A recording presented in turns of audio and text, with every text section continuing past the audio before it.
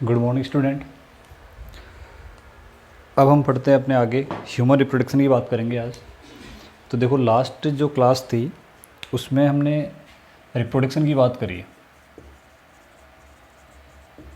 और रिप्रोडक्शन के लिए आपने पढ़ा है कि ये दो प्रकार का होता है। कौन कौन सा? सेक्सुअल और एसेक्सुअल। इन दोनों के बीच में क्या डिफरेंस है ये मैंने आपको बता दिया है, किस प्रकार से होता है। ये अपना रिप्रोडक्शन का जो बेसिक पार्ट था वो हमने लास्ट में देख लिया था। इसके अलावा हमने एक वर्ड और पढ़ा था जिसको हम कह रहे थे सेक्सुअल डाइमॉर्फिज्म। क्या कह रहे थे? Sexual dimorphism. और सेक्सुअल डाइमॉर्फिज्म का मतलब क्या होता है कि मेल और जो फीमेल है उसको यदि हम एक्सटर्नली बाहरी तौर पर उसको अंतर कर सकते हैं उसके अंदर, तो उसे हम क्या कहेंगे? उसके अंदर सेक्सुअल डाइमॉर्फिज्म है। मैंने कॉकरोच और अर्थवर्म का आपको एग्जांपल दिया था कि जैसे एस्केरिस होता है एक, ऐसे बताया था मैंने कि इस प्रकार से उसकी जो पीछे का बैक पार्ट है वो घुमा हुआ होता है मेल का, और फीमेल जो होती है वो थिक होती है और सीधी होती है। कॉकरोच जो है उसकी भी साइज छोटी बड़ी होती है, मेल छोटा होता है। लेकिन जो अर्थवर्म है उसमें मेल और फीमेल वो उन्हीं के सेगमेंट में पाए जाते हैं। तो यहाँ तक की अपनी बात हो गई थी। अब हम आगे बात करेंगे ह्यूमन रिप्रोडक्शन के बारे में।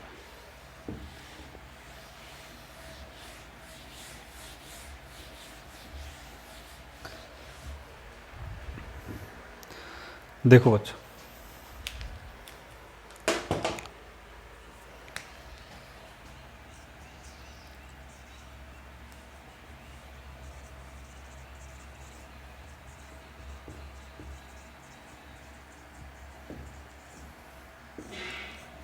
ह्यूमन रिप्रोडक्शन, और ह्यूमन रिप्रोडक्शन जो है उसमें अपन बात करेंगे कि ह्यूमन के अंदर जिस प्रकार से हम कह रहे हैं कि जो सेक्स है इनके, जैसे एक हम कहेंगे मेल और एक है क्या कह देंगे?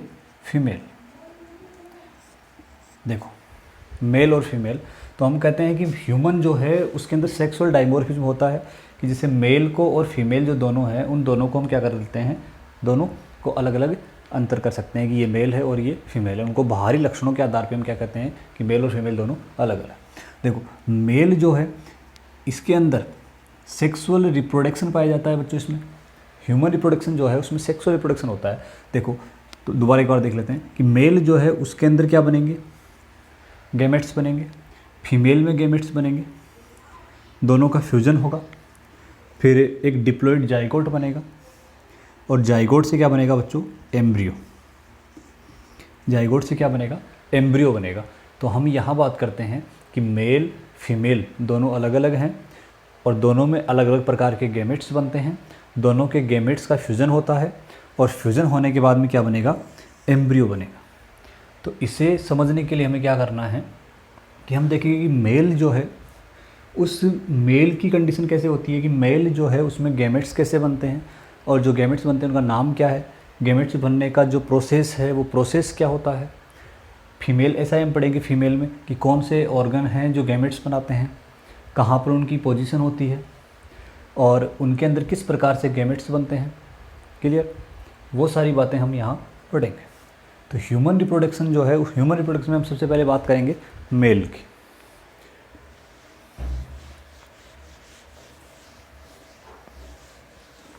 तो सबसे पहले हम यहाँ लिख लेते हैं मेल रिप्रोडक्टिव सिस्टम।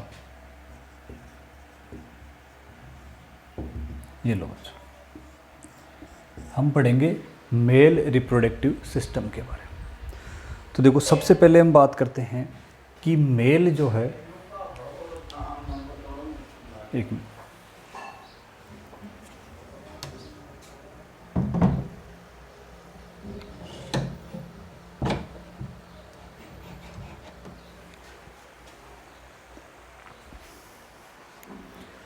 हाँ जी, मेल रिप्रोडक्टिव सिस्टम जो है, अब इसमें आप समझने की कोशिश करना कि ह्यूमन के अंदर, या हम बात करें जैसे मेल की बात कर रहे हैं, तो मेल में जो रिप्रोडक्शन का जो प्रोसेस होता है उसके अंदर कुछ ऑर्गन्स काम करते हैं।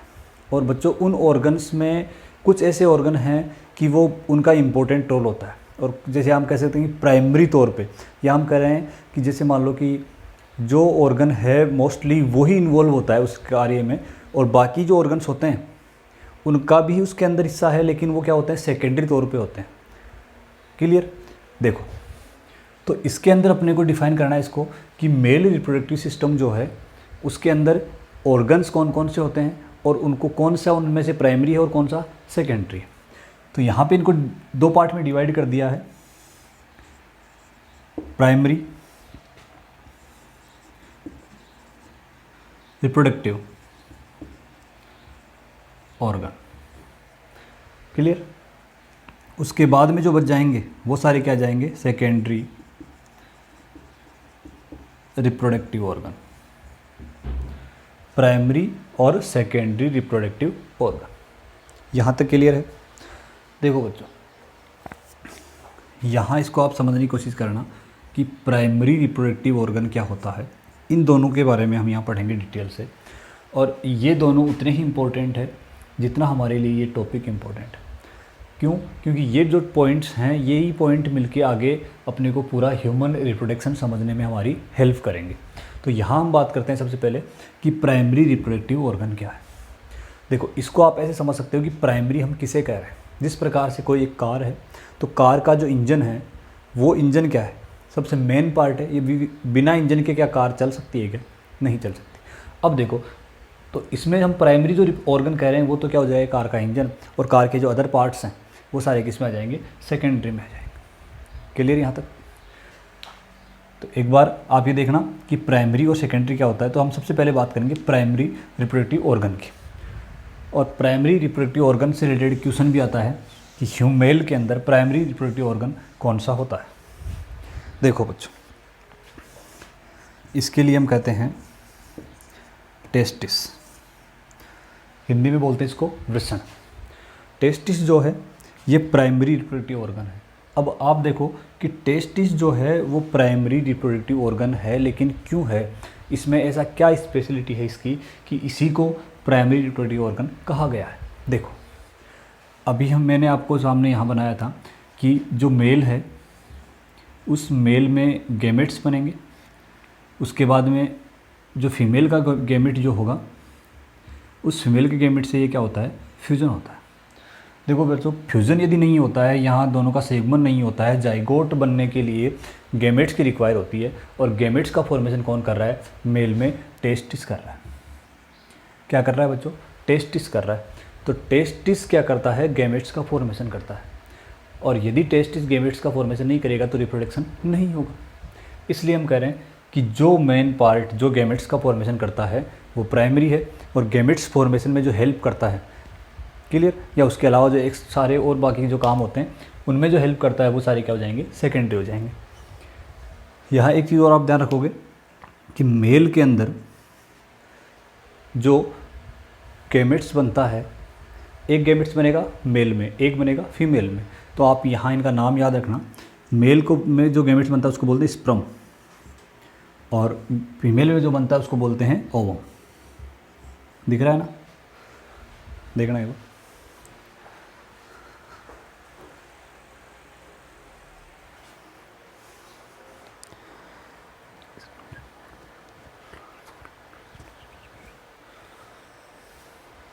हाँ जी, अब बात करते हैं अपन टेस्टिस की।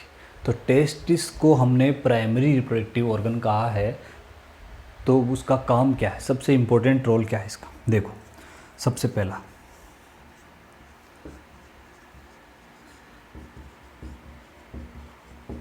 स्पर्म निर्माण। क्लियर? Important role. स्पर्म क्या है, मेल गैमेट है, और मेल गैमेट को क्या नाम दिया हमने, स्पर्म। तो आप याद रखो कि मेल के अंदर हम पढ़ रहे हैं मेल रिप्रोडक्टिव सिस्टम, मेल में प्राइमरी रिप्रोडक्टिव ऑर्गन क्या है, टेस्टिस, और टेस्टिस का काम क्या है बच्चों, स्पर्म का निर्माण करना।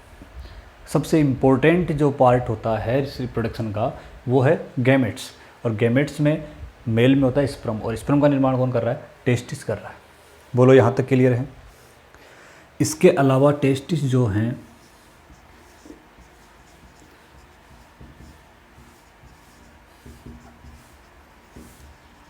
मेल सेक्सुअल हार्मोन का भी सिक्रेशन करते हैं, और ये सेक्सुअल हार्मोन जो हैं वो इस रिप्रोडक्शन की जो मैकेनिज्म होती है, क्रियाएं होती हैं, उनमें हेल्प करते हैं। अब मेल सेक्सुअल जो हार्मोन है वो होता है बच्चों एंड्रोजन। क्या होता है? एंड्रोजन। फॉर एग्जाम्पल हम कह सकते हैं, इसका नाम आपने सुन रखा है टेस्टोस्टेरोन। ये लो बच्चों, अभी तक की जो अपन ने बात करी है इसको आपको ढंग से समझना है। एक बार इसको दोबारा रिवाइज करेंगे। हम पढ़ रहे हैं male reproductive system. Clear? Male reproductive system में दो टाइप के ऑर्गन होते हैं, प्राइमरी और सेकेंडरी। प्राइमरी जिसका बहुत महत्वपूर्ण भूमिका है, या जिसकी हम कह सकते हैं कि मेन पार्ट है, वो प्राइमरी हो जाएगा, और मेन की जो हेल्प कर रहे हैं वो क्या हो जाएगा? सेकेंडरी। तो प्राइमरी में हमने नाम लिखा है टेस्टिस, वर्षण जिसको बोल रहे हैं। टेस्टिस का काम है स्पर्म का निर्माण करना, स्पर्म निर्माण कर रहा है। इसके साथ साथ दूसरा काम है कि मेल के जो सेक्सुअल जो लैंगिक हार्मोन्स हैं उनका सिक्रेशन करना। तो मेल के यानी कि नर लैंगिक हार्मोन्स जो हैं वो हार्मोन्स कौन से होते हैं? एंड्रोजन। अब देखो बच्चों, एंड्रोजन टेस्टोस्टेरोन जो है इसका काम क्या है? इसके निर्माण को प्रेरित करता है। याद रखना इस बात को कि ये जो एंड्रोजन है या सेक्सुअल हार्मोन है वो इसके निर्माण की जो क्रियाएं हैं उसको क्या करते हैं? मेंटेन करते हैं, प्रेरित करते हैं। एक काम तो इसका हो जाएगा ये। दूसरा काम मेल में, यानी कि अभी हमने कहा था कि डाइमॉर्फिज्म पाई जाती है, कि मेल को हम यानी कि हम देख के कह सकते हैं कि ह्यूमन में कि ये मेल है और ये फीमेल है। तो मेल के अंदर जो उसके लक्षण होते हैं एक्सटर्नल, जैसे दाढ़ी मूँछों का आना, आवाज़ का भारी होना, शरीर पे बालों की संख्या का बढ़ना, तो वो सारी चीज़ें ये एंड्रोजन ही क्या करता है? कंट्रोल करता है। यहाँ तक क्लियर है? इसको आप नोट करो, उसके बाद में अपन आगे बात करेंगे।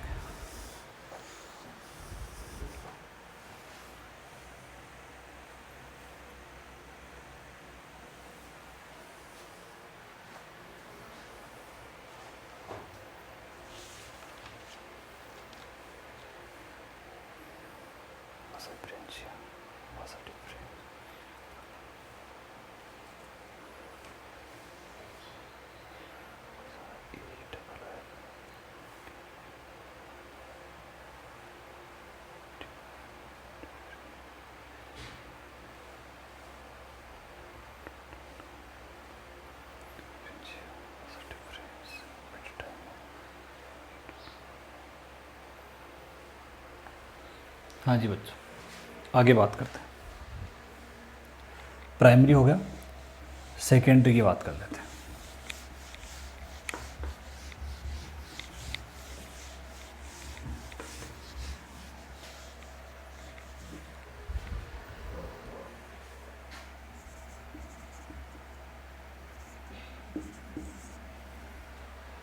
सेकेंडरी रिप्रोडक्टिव ऑर्गन, यहाँ इसका जो काम की यदि हम बात करते हैं कि इसका इम्पोर्टेंट जो कार्य है वो क्या है। क्लियर? तो आपको यहाँ याद रखना है कि प्राइमरी जो ऑर्गन है उसने स्पर्म का निर्माण किया, उसने स्पर्म का निर्माण करके छोड़ दिया। क्लियर? उसके बाद में उस स्पर्म का कलेक्शन करना, उसका ट्रांसपोर्ट करने का जो काम है वो किसका है? सेकेंडरी सेक्सुअल या हम सेकेंडरी रिप्रोडक्टिव जो ऑर्गन है उसका हो जाएगा। क्लियर? तो यहाँ हम लिख देते हैं स्पर्म संग्रहण, कलेक्शन एंड ट्रांसपोर्ट, परिवहन। क्लियर?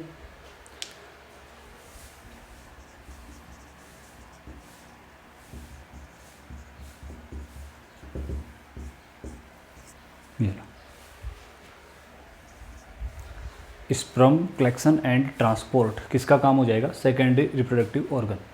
अब यहाँ पर ये जो सेकेंडरी रिप्रोडक्टिव ऑर्गन है उसने उसका काम लिखा है, अभी नाम नहीं लिखा है। कौन से ऐसे सेकेंडरी रिप्रोडक्टिव ऑर्गन हैं जो ये काम में हेल्प करते हैं, उनकी हम बात करेंगे। देखो सबसे पहले जब हम देखो इससे आगे हम पढ़ेंगे टेस्टिस की स्ट्रक्चर। उस टेस्टिस की जो स्ट्रक्चर है उसमें हम कंप्लीट यहाँ समझने की कोशिश करेंगे। तो सबसे पहले यहाँ बात करते हैं। देखो सबसे पहला जो है कि कौन कौन से हैं, देखो वासा डिफरेंस, वास डिफरेंस, ठीक है। केवल अभी आपको नाम याद रखना है, इनकी पोजीशन कहाँ पर है, ये कैसे काम करते हैं, वो मैं आपको आगे बताऊंगा।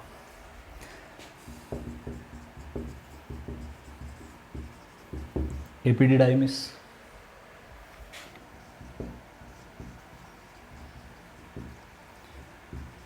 एजिकुलेटरी डक्ट और यूरेथ्रा। चलो क्या पढ़ा, सेकेंडरी रिप्रोडक्टिव ऑर्गन जो है उसका काम है स्पर्म निर्माण का संग्रहण कर, स्पर्म निर्माण के बाद में संग्रहण करना और परिवहन करना। या हम कह सकते हैं कि secondary reproductive organ primary reproductive organ का जो पदार्थ बना हुआ है उसको कलेक्ट करते हैं और उसको स्टोर करते हैं, ठीक। यहाँ आप कलेक्शन को स्टोर भी कह सकते हो, ठीक है। उसके बाद में कौन कौन से हैं, वासा इफ्रेंस या एपिडिडाइमिस, डिफरेंस, एजिकुलेटरी डक्ट और यूरेथ्रा, यहाँ तक ठीक है। दो पार्ट हो गए। उसके बाद में अपन बात करते हैं इसके ग्लैंड्स के। तो एक बार आप इसको स्क्रीनशॉट ले लो या नोट करो।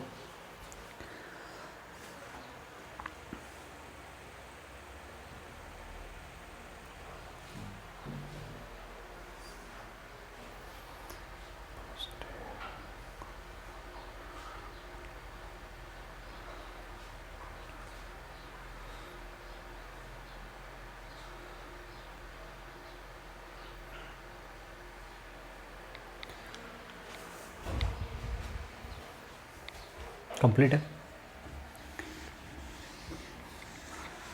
ये तो बच्चों हो गए मेल में रिप्रोडक्शन में हेल्प करने वाले ऑर्गन। इसके अलावा कुछ ग्लैंड्स हैं जो सीमन का फॉर्मेशन करती है, वो ग्लैंड्स हम यहाँ लिखेंगे। उनकी संख्या को लेके, उनके काम को लेके क्वेश्चन आता है। तो देखना तीसरा पॉइंट हो जाएगा अपने पास में रिप्रोडक्टिव ग्लैंड। क्लियर। पहला नाम है सेमिनल वेसिकल। देखो सेमिनल वेसिकल, इसकी संख्या आपको याद रखनी है, ये 2 होती है। उसके बाद में प्रोस्टेट ग्लैंड। देखो बच्चों आपने सुना होगा कि जो ह्यूमन है उस ह्यूमन में या मेल जो है, मेल में प्रोस्टेट ग्लैंड का कैंसर होता है। तो ये मेल में पाया जाता है। तो प्रोस्टेट ग्लैंड का है मेल, वो मेल में जो रिप्रोडक्टिव ग्लैंड है उसमें किसी इन्फेक्शन के कारण वगैरह ये कैंसर हो जाती है। प्रोस्टेट ग्लैंड जो है उसकी संख्या होती है बच्चों 1। उसके बाद नंबर 3 काउपर, या इसका दूसरा नाम है बल्बो यूरेथ्रल ग्लैंड, और इसकी संख्या होती है बच्चों 2। ये हो गया आपका मेल रिप्रोडक्टिव सिस्टम के पार्ट्स जो हमें आगे पढ़ने हैं कंटिन्यू। अभी तक का आपने क्या पढ़ा, मेल रिप्रोडक्टिव सिस्टम 2 कंडीशन में होता है, प्राइमरी और सेकेंडरी। प्राइमरी में क्या आएगा, टेस्टिस। सेकेंडरी में वो सारे ऑर्गन्स जो उसमें हेल्प करते हैं, जैसे वासा इफ्रेंसिया पढ़ा है, वासा डिफरेंस पढ़ा है, एजिकुलेटरी डक्ट पढ़ा है, एपिडाइमिस पढ़ा है और यूरेथ्रा पढ़ा है। क्लियर। ग्लैंड्स की यदि हम बात करते हैं तो ग्लैंड्स में vesicles, seminal vesicles 2, prostate gland 1 और काउपर या बल्बो यूरेथ्रल ग्लैंड कितनी होती है बच्चों, 2 होती है। एक बार ये नाम लिख लो। उसके बाद में हम जो टेस्टिस की बात हम कर रहे थे, प्राइमरी जो रिप्रोडक्टिव ऑर्गन है, उस टेस्टिस की स्ट्रक्चर और टेस्टिस के बारे में हम यहाँ पढ़ेंगे। नोट करो इसको।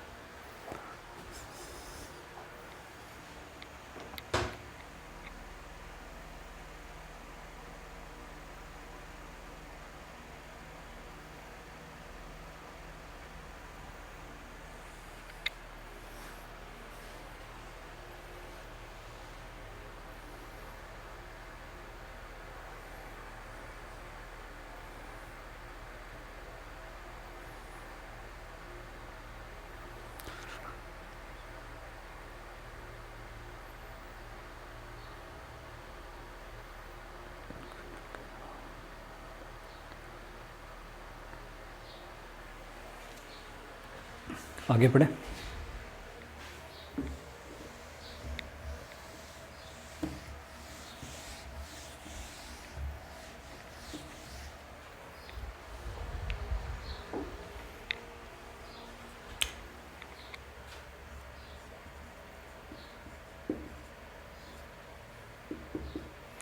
हम बात करते हैं टेस्टिस के बारे में। देखो,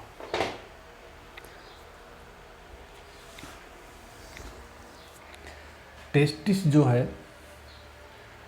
वो मेल की जो बॉडी है उस मेल की बॉडी से क्या होता है, आउटसाइड होता है, इनसाइड नहीं होता है। देखो, हम कह रहे हैं कि ये मेल बॉडी है,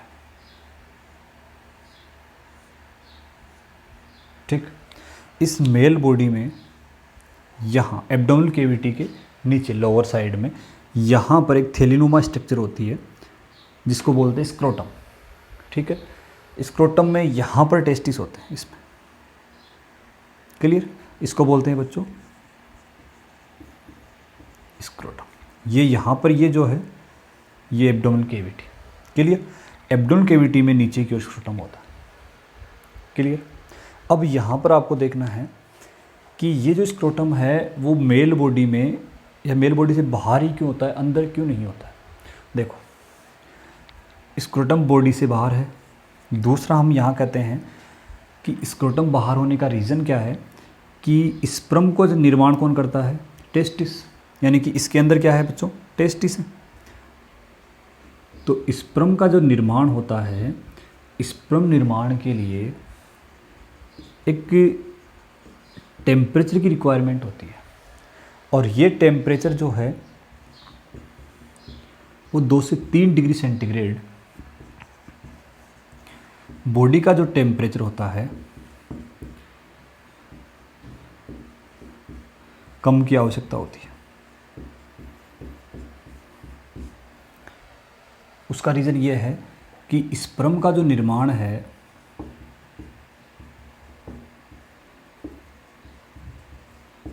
वो बॉडी का जो टेम्परेचर है उस बॉडी टेम्परेचर पर संभव नहीं है। अतः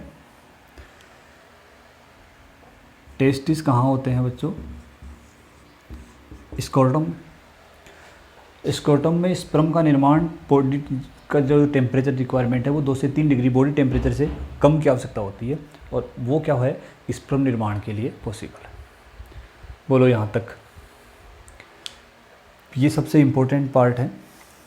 कहाँ होता है इसको, ये जो टेस्टिस की पोजीशन कहाँ लिखी है हमने, एब्डोमिनल कैविटी में। एब्डोमिनल कैविटी के नीचे, कहाँ, स्क्रोटम। ये दूसरा मैंने आपको डायग्राम से बता दिया कि ये मेल बॉडी है, और मेल बॉडी के अंदर जो एब्डोमिनल कैविटी है उस एब्डोमिनल कैविटी के नीचे की ओर एक थैलीनुमा स्ट्रक्चर होती है जिसको बोलते हैं स्क्रोटम। स्क्रोटम में क्या होते हैं, टेस्टिस होते हैं, ठीक है। वर्षण कोष बोला जाता है इसको हिंदी में।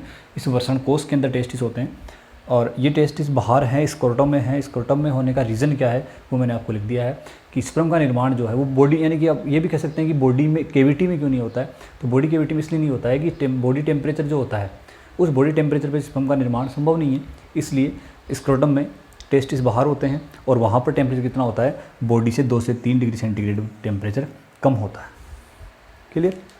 और ये कहाँ होता है, एब्डोमिनल कैविटी के नीचे होता है। नोट करो।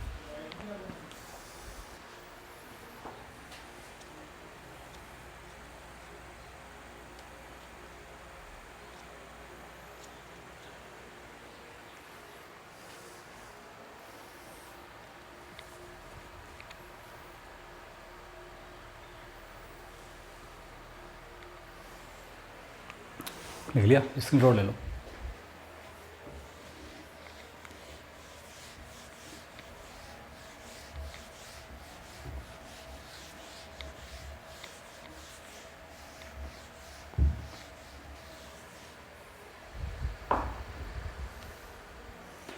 इसके निर्माण की यदि हम बात करते हैं तो देखना,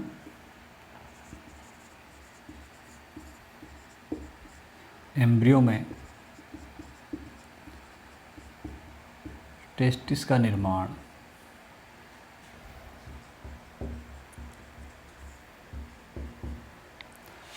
किडनी के नीचे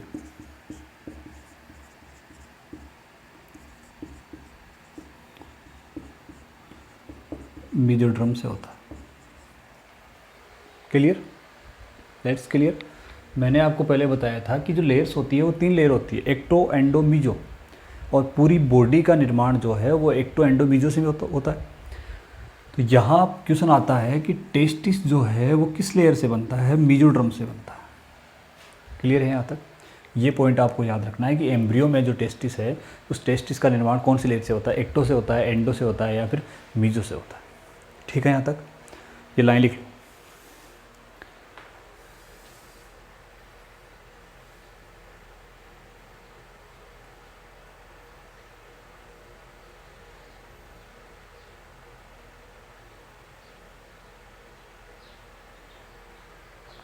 क्लियर?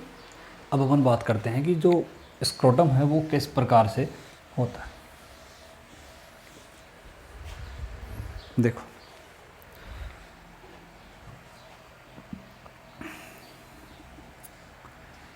ये जो है ऊपर वाला पार्ट, इसको आप कहोगे एब्डोमिनल केविटी।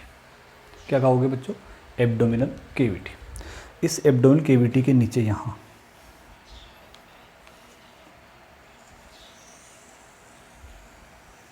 ये होता है बच्चों स्क्रोटम।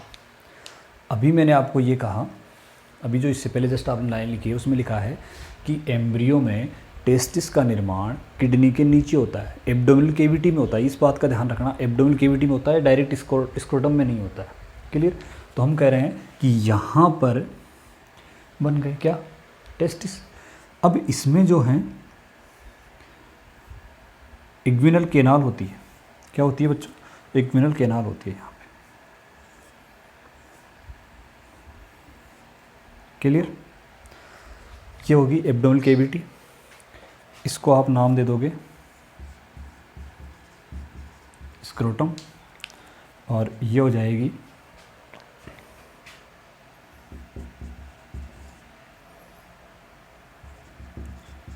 इग्विनल केनाल। क्लियर? अब यहाँ पर ध्यान देने वाली बात है कि एम्ब्रियो जब 7 महीने का हो जाएगा, जब एम्ब्रियो 7 महीने का हो जाएगा तो उस समय टेस्टोस्टेरोन का लेवल बढ़ेगा। लिखने की आवश्यकता नहीं है, मैं आपको बता रहा हूँ, ध्यान रखना कि अभी जो है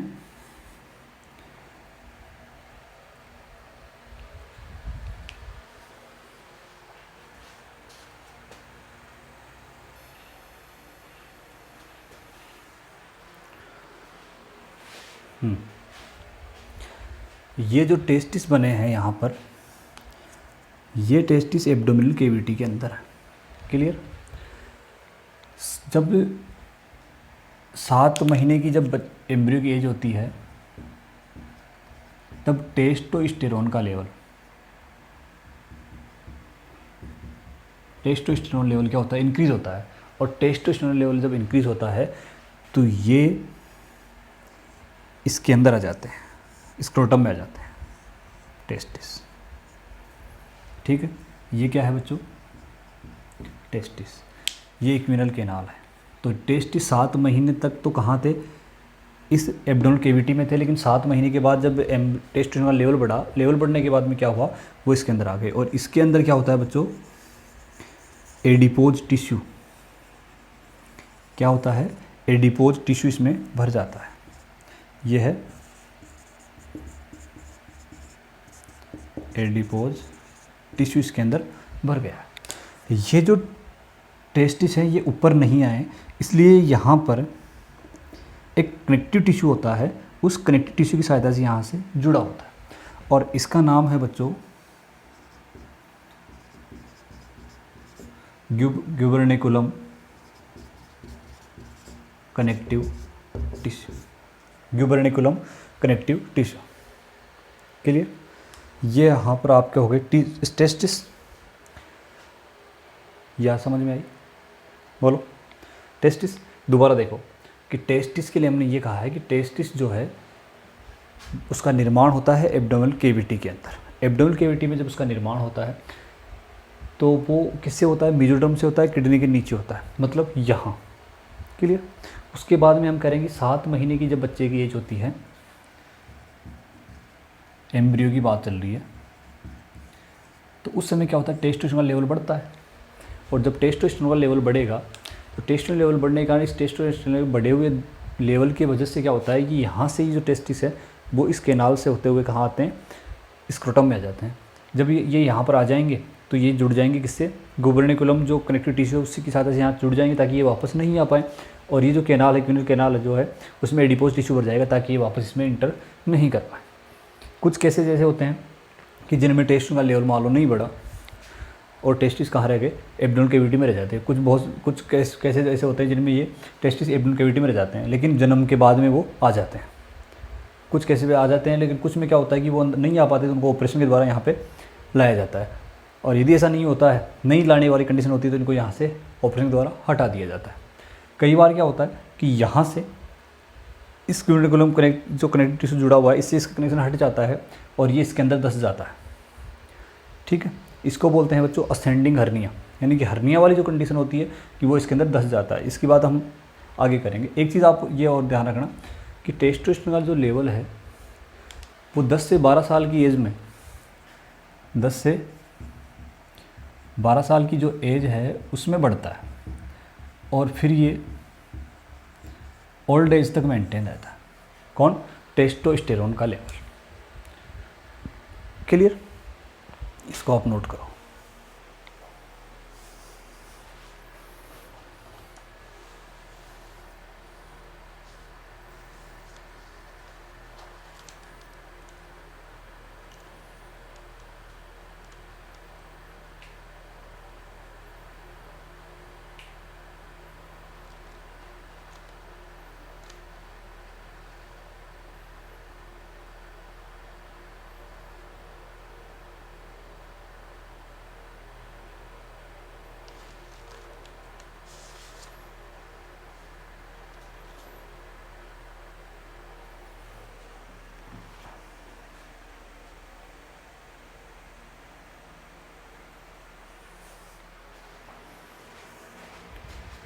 स्क्रीनशॉट ले लो ताकि फटाफट से हो जाए। एक होता है इस केनाल से रिलेटेड हर्निया, यानी कि इस केनाल के कारण होता है तो उसको बोलते हैं इक्विनल हर्निया। देखो इक्विनल हर्निया क्या है, सीधा सा समझ लेना कि यदि ये जो टेस्टिस हैं वो टेस्टिस यहाँ से इसके अंदर प्रवेश कर जाए, ऐसे ऊपर जा रहा है, तो इसको बोलते हैं बच्चों असेंडिंग हर्निया।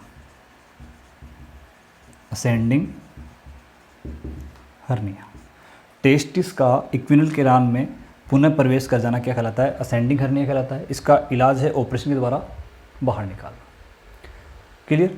उसके बाद में हम करें कि यहाँ जो है एब्डोमेनल कैविटी, तो यहाँ पे बच्चों होती है स्मॉल इंटेस्टाइन। ठीक है, और स्मॉल इंटेस्टाइन किसी कारण से यहाँ पे इसमें प्रवेश कर जाती है। कौन, small intestine. Small intestine inguinal canal में प्रवेश कर जाती है, अंदर धंस रही है, तो इसको बोलते हैं बच्चों डिसेंडिंग हर्निया। और इन दोनों का इलाज क्या होता है, ऑपरेशन के द्वारा इनको हटा दिया जाता है। कुछ केसेस में ये अंदर चले जाते हैं तो इनको ऑपरेशन के द्वारा हटा दिया जाता है, अन्यथा इनको यहाँ से काट के बाहर निकाल देते हैं।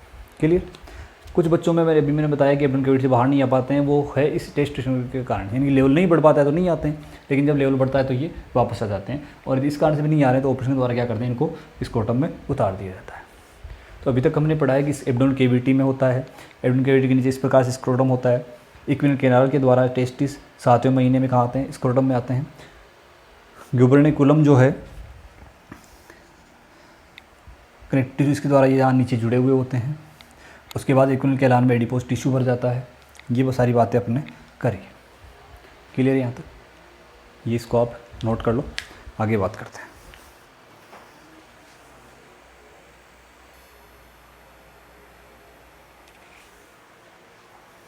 देखो बच्चों, थोड़ा सा एक बार यहाँ देख लेते हैं कि टेस्टिस में हमने ये सारा पढ़ लिया है। क्लियर। कुछ नई चीज़ें मैंने यहाँ ऐड करी है, जैसे इक्विनल केनाल जो होती है, उस इक्विनल केनाल का जो ऊपर वाला पार्ट है ये, ठीक है, दिख रहा है। यहाँ ये जो रिंग बनी हुई है, इस रिंग को बोलते हैं डीप इंग्विनल रिंग। ठीक, यहाँ जो इसके पास में इसको बोलते हैं सुपरफिशियल इक्विनल रिंग। क्लियर। एक यहाँ पर एक ट्यूब जिस कह सकते हैं, एक ट्यूब है जो एब्डोमिनल कैविटी से टेस्टिस के लिए आती है, इसको नाम देते हैं स्पर्मेटिक कॉर्ड। देखो स्पर्मेटिक कॉर्ड है वो बहुत ही इंपॉर्टेंट है। यहाँ इसको आप देखना, स्पर्मेटिक कॉर्ड जो है, एक होता है कि स्क्रोटम जो ये मसल्स होती है, स्क्रोटम जो है इसमें एक विशेष प्रकार की मसल्स पाई जाती है जिसको बोलते हैं डोर्टस मसल्स। क्या बोलते हैं? डोर्टस मसल्स। और एक होती है क्रीमेस्टर मसल्स। दो मसल्स का नाम आपको याद रखना है, डोर्टस और क्रीमेस्टर। ये बच्चों क्या करती है कि स्क्रोटम जो है उस स्क्रोटम को क्या करती है, एब्डोमिनल कैविटी के पास में लाना। जैसे हम कह रहे हैं कि ये एब्डोमिनल कैविटी है, यहाँ इसकी साइज़ नीचे की ओर बढ़ जाती है और कुछ कंडीशन ऐसी होती है टेम्परेचर को मेंटेन करने के लिए ये इस बॉडी कैविटी के समीप चला जाता है। तो डोर्टस और क्रीमेस्टर मसल्स इस काम में हेल्प करती है। देखो स्पर्मेटिक कॉर्ड जो है, इस स्पर्मेटिक कॉर्ड में क्या क्या होता है, क्वेश्चन ये आता है कि स्पर्मेटिक कॉर्ड में क्या क्या पाया जाता है। तो सर नंबर 1 पर हम बात करते हैं तो आर्टरीज के अंदर होती है जो ब्लड वेसल्स को लेके आती है। जनरली सब जानते हैं कि सेल्स को ब्लड देने के लिए कौन आता है, आर्टरी आती है। तो टेस्टिस में तो इसका नाम क्या हो गया, टेस्टिकुलर आर्टरी हो गया। वैसा ही ब्लड जो डीऑक्सीनेटेड ब्लड है उसको ले जाने वाली, उसको हम कह देंगे टेस्टिकुलर वेन कह देंगे। वेसल्स जो हैं लिम्फ वेसल्स होती है इसके अंदर।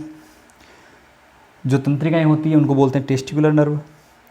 कुछ फाइबर्स होते हैं, इलास्टिक फाइबर, और क्रीमेस्टर मसल्स और वासा डिफरेंस जो स्पर्म को यहाँ से बाहर निकालने का काम करती है। आपको याद रखना है कि स्पर्मेटिक कॉर्ड में ये सारी चीज़ें होती है। आर्टरी, वेन, लिम्फ वेसल्स के बारे में सब पता है। एक तो आपको ये चीज़ ध्यान रखनी है कि कौन सी मसल्स होती है, क्रीमेस्टर और डोर्टस मसल्स। ये मसल्स कहाँ होती है, इसके अंदर होती है ताकि इसको ऊपर उठाएगी। एक डोर्टस मसल जो होती है वो डोर्टस मसल्स यहाँ होती है, इसमें कौन सी, डोर्टस मसल्स। क्लियर। मैं यहाँ लिख देता हूँ,